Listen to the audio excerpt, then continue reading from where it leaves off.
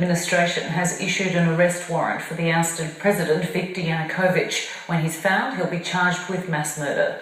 He was removed from power on the weekend after violent clashes in the capital Kiev left 88 people dead. The fugitive former strongman is now thought to be in hiding in the pro-Russian east of the country. Back in Kiev, the interim president is working with MPs to form a new government of national unity, as Europe correspondent Philip Williams reports from the Ukrainian capital. A few days ago, this was the site of deadly battles. Now Kiev's Independence Square is home to memorials. Shrines have been set up across the square to honour the 88 people who died during last week's violence. These people deserve to be commemorated as heroes, those who laid down their lives and those who happily stayed alive. But it's like they need to be fully supported. And it's not what, you know what's happening? People in these past 2 days have been queuing up for long hours to make their donations. You can see the faces of all these people. It's hard to all the families, to everybody, because someone dies for us, for our freedom. With the ousted president thought to be hiding in the east of the country, Kiev is experiencing something of a power vacuum. Groups of self-defence committees formed by protesters are working together to keep order. The new interim president has given MPs until tomorrow to form a national unity government which will run the country until elections are held in late May.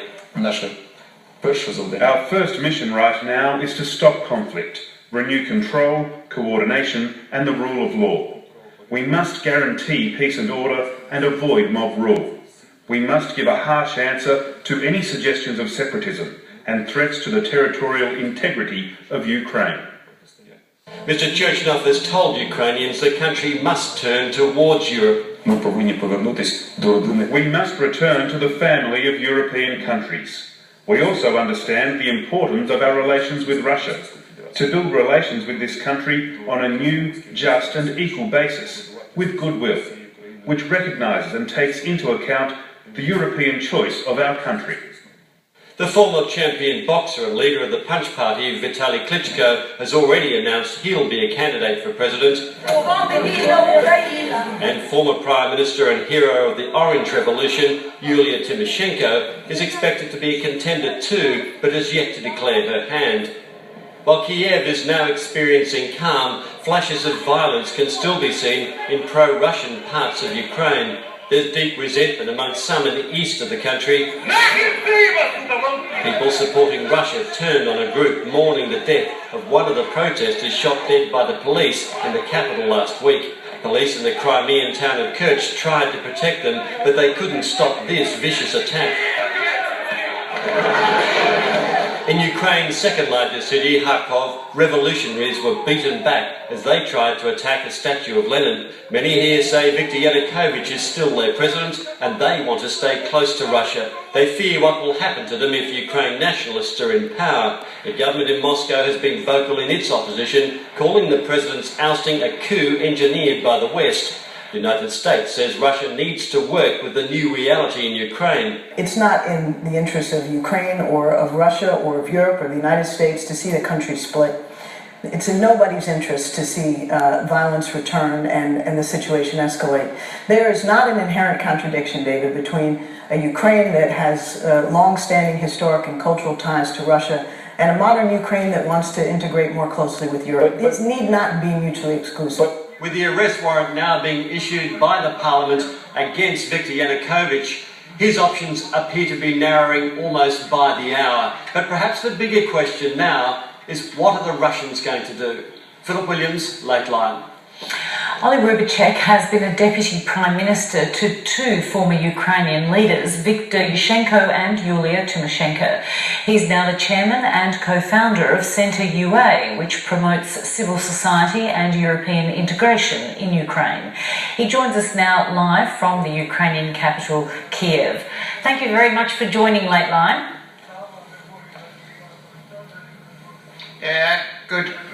Good day, Australia. Now, Viktor Yanukovych is facing a charge of mass murder. Do police know where to find him to enforce this arrest warrant? Well, he is in running. He was seen yesterday in Crimea and in the city where Russian Black Sea Fleet is located, Sevastopol. So most probably he is still there if he has not yet left the country using Russian ship. So do you believe Mr. Yanukovych will face court in Ukraine over the deaths of those 88 people, or is it likely he will flee to Russia and never face the legal system? It depends. If he is arrested in Ukraine, court will definitely be waiting for him, and he is the first Ukrainian president on whose hands you can see the blood of innocently killed people. Ukrainians are peaceful people.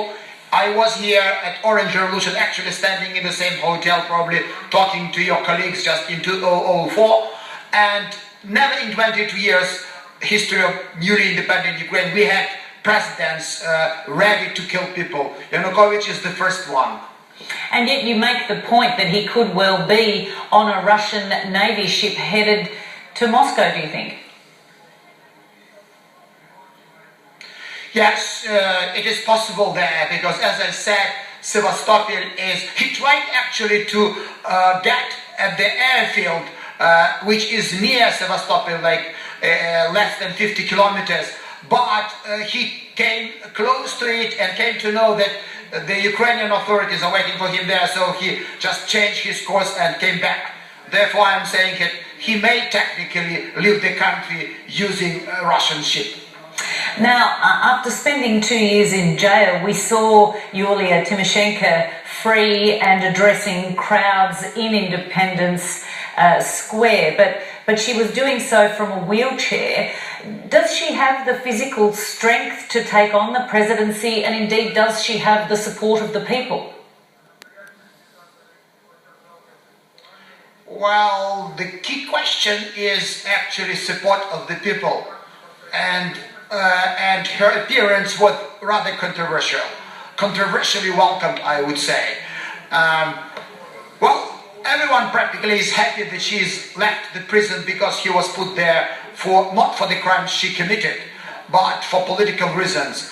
But people standing in Maidan, those who went through 3 months of protests, they would like to see new faces in politics, and many of them are saying to Yulia, it's enough, and she would like her not to come back to politics because she was already in politics more than for a decade, and therefore I guess she should ask herself, is it worth trying, because she is not welcomed now as she was welcomed 10 years ago during Orange Revolution.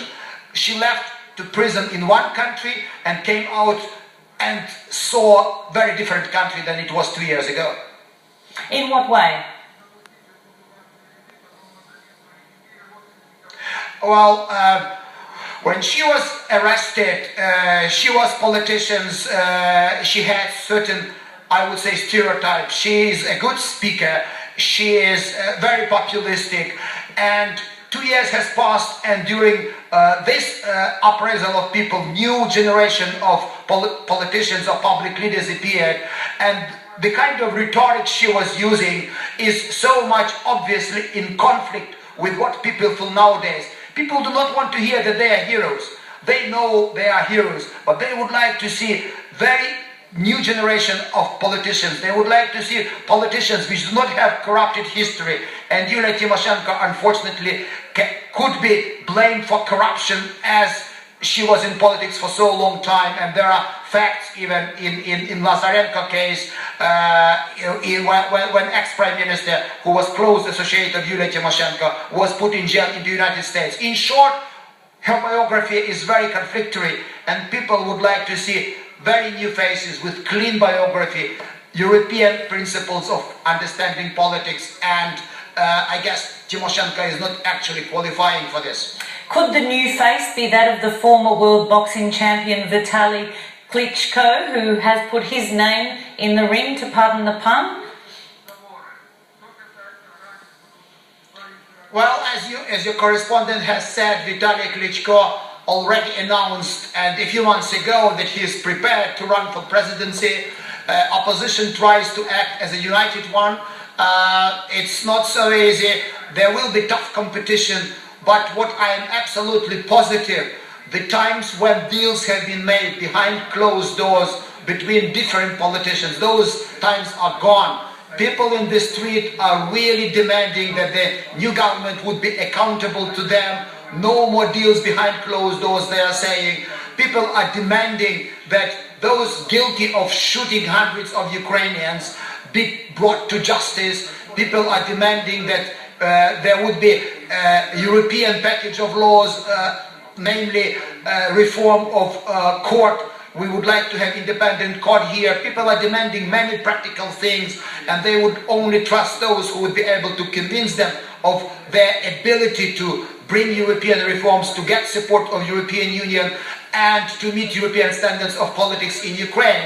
And it is not easy for old politicians, those who have been in Ukrainian politics for decades. Yulia belongs to those category of politicians. But Vitaly Klitschko does not belong to that category, and indeed he is a native Russian speaker. Do you think that would make him more appealing to the pro-Russian eastern and southern parts of the country? You know, madam, it's important to understand that Ukrainians are now expecting from politicians very different, I would say, features. The Klitschko's problem is he was never in government, in any position. So he is lacking experience of being a public servant. This is at one hand. He also doesn't have very convincing team of advisors around him. But he has certain qualities, like he seems to be an honest man. He is working hardly to increase his experience as a politician. He was not afraid to confront police and being on front of barricades in times of crisis and in times even of shooting. So he is speaking to people in the crowd. He is not afraid to speak to the people. But frankly, he needs a lot of efforts. He needs very clearly thought campaign. He needs team. He needs vision. And this is something which he must demonstrate very quickly. But people really appreciate now honesty and morality in politicians, which Klitschko has. Do you have confidence that any one candidate who has put their hands up, that any one of them can actually unite the pro-Russian and the pro-European parts of your country?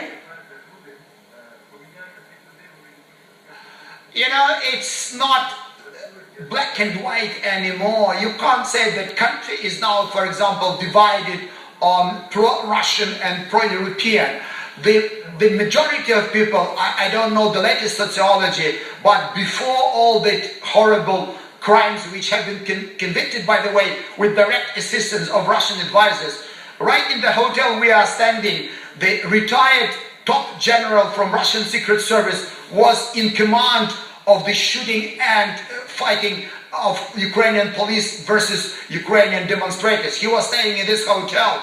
The way President Putin behaved, the way Russian propaganda behaved, alienated so many Russian-speaking Ukrainians and have demonstrated to them that Russia has hopelessly stuck in the past. This is not the country any Ukrainians would like to live in. Therefore, European perspective is much more attractive nowadays. And moreover, we have seen first time since we got independence, a massive strike of students who are 20-something years old, who've been born in independent Ukraine. And regardless are those students from the East or from the West, they would like to live in European Ukraine. This is how present revolution started. I was there from the first minutes. 7 days of so-called students Maidan had one slogan, for Yanukovych to sign EU agreement.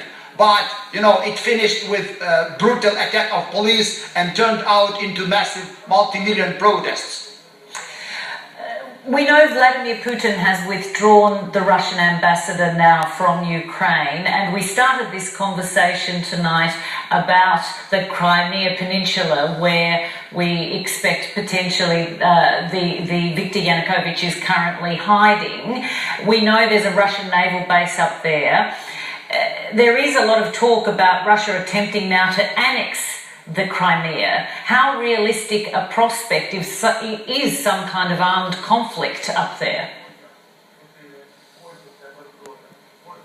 If Putin would make that stupid mistake, he will see the same, probably, fate as Yanukovych is facing nowadays. I was talking to Putin in 2005 after Orange Revolution. He could never believe, and I told him looking into his eyes, that it was not for the money that people went into the street. It was not the coup of this bad West and USA. People really protested. They wanted to have their votes rightfully counted. And he never believed me. He said, oh, come on, I know how it is being done. He's a high-ranking intelligence officer. 10 years have passed, he learned nothing. He also believes that today's event or 3 months event are a plot of the Wild West versus gentle Putin and Orthodox Ukraine or Russia. It's rubbish. If Putin will dare to use arms, I guess he will get a strong backfire. He is already not much in control of Russia, and Ukrainian people are very determined to defend their freedom. They have demonstrated that they are prepared to sacrifice their lives fighting their own dictator.